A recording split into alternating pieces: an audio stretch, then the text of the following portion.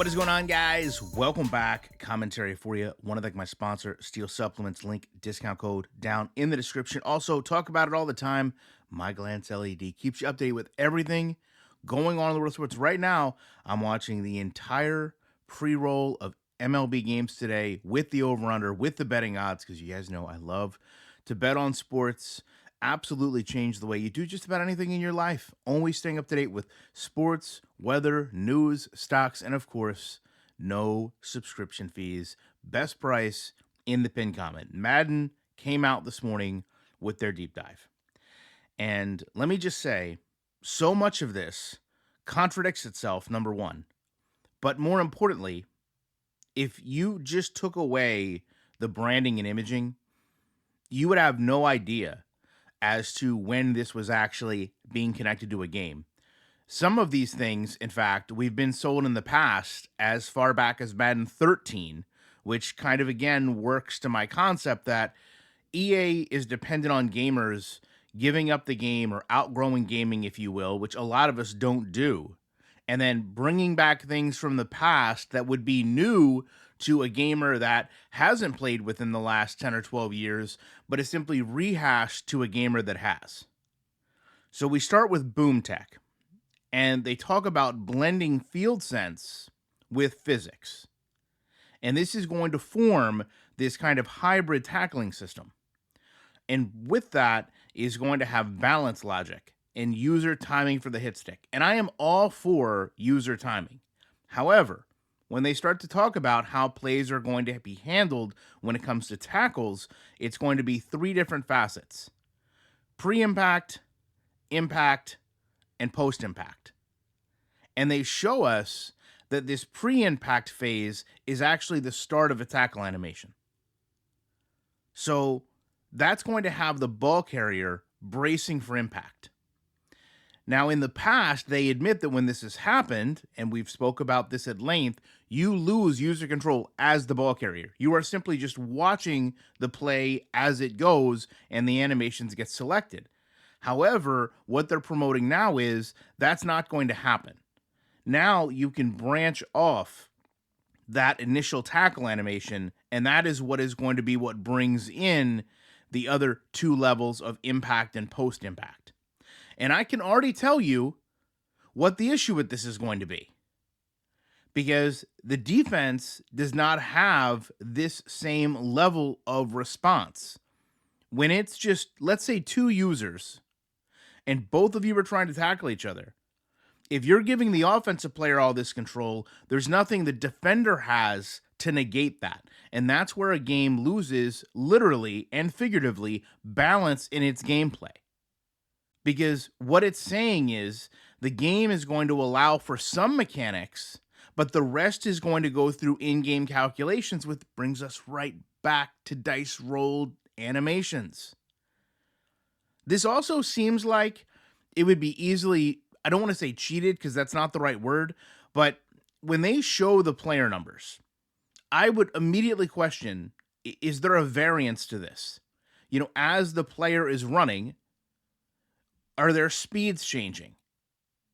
As a player moves, does their momentum change? Because they just show static numbers. So to that point, 91 speed that a player has does not mean 91 speed at the exact moment of impact.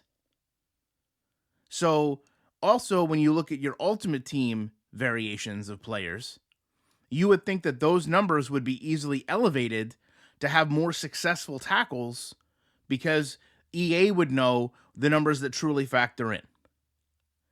This, they say, is also going to bring in a offensive stumble mechanic. Now, anyone that's debating this, you can go and watch Madden 13. Just go, you're on YouTube already. Search Madden 13 stumble, and you will see they did an entire deep dive on this stumble mechanic that has since been removed and is now being put back in the game. I have no idea why, if you're telling me there's real-time physics, the user is dependent on correcting the stumble of the offensive player when there's nothing to correct the stumble of the defensive player. We also get this blocking update, a revamp. But again, I'm just going to let you know, go back a couple years ago. Madden had a system, ID the mic, supposed to teach the gamer your Mike, Will, and Sam backers. It has been removed from the game because it did not function properly. The game got confused when the user wouldn't make the right call. But this happens every single play in football. Every single play, either the center or the quarterback is IDing the mic. Madden now is going to water this down as the user unblocked blitzers as a, quote, hot defender. Now, what's ironic is when they talk about this system, they do so omitting any physics from it, because they offer that the line got hundreds of new blocking animations to help create a more cohesive pocket.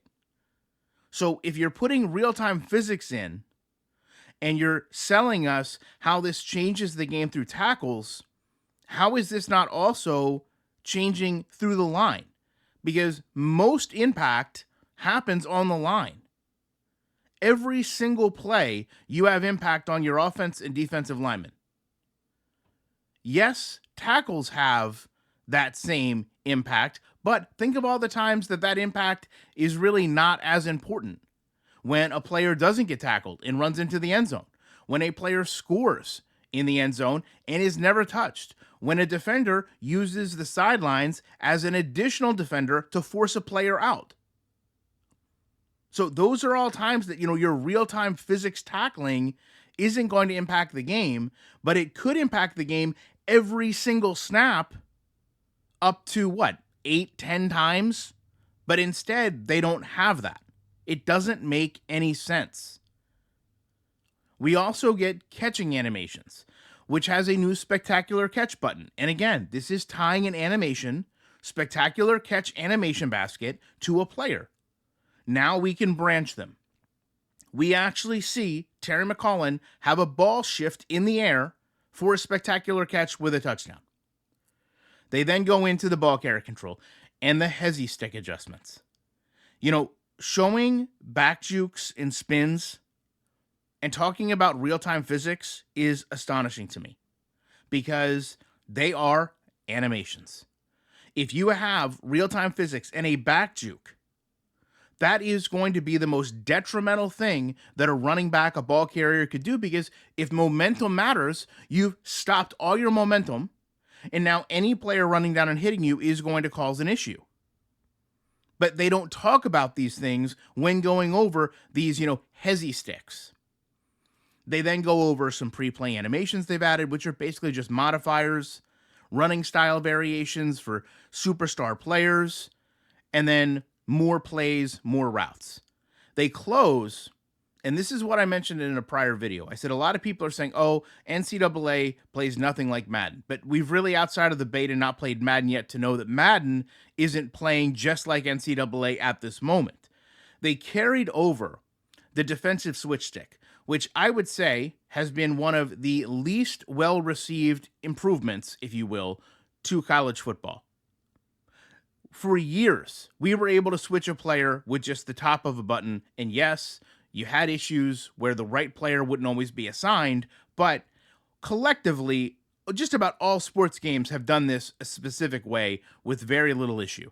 Madden, however, elects to reinvent the wheel, despite having all these broken things in their game, wants to change the way we assign the user control of a player mid-play and get to the point where some gamers don't even know how to switch from one player to another. And again, because there's so many broken facets of these games with pursuit and logic, you are dependent on, a lot of times, switching to another player simply to stop a play.